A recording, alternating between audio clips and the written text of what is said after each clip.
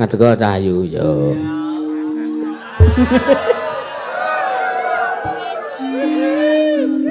Mula Mbah Seono kon trenguk.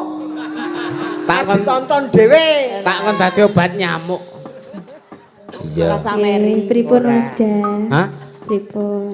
Ya iki mau kan ana pamundutan Sideman, urung dipinanggani to.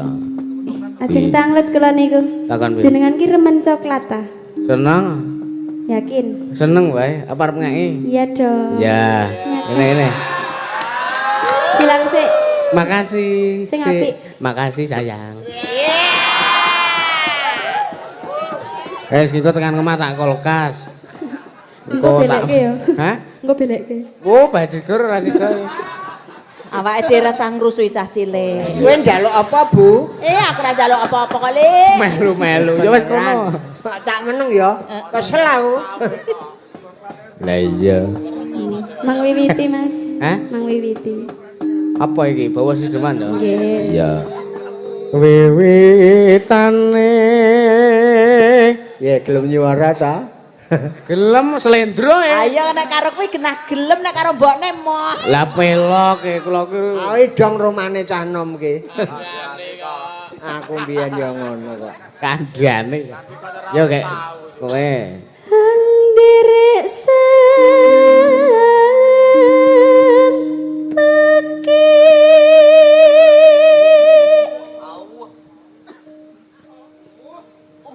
piye kok tamat-tamatan iki? Ayo krungu mbisiki kae kok. Bisik-bisik kepengin. Heeh kae. Merencanakan kingko ngene.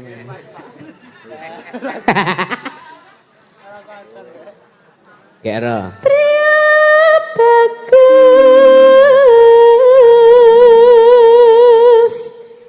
kang olah budaya.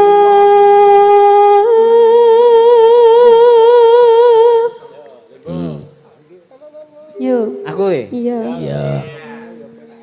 Sowan menyang kutha gedhe.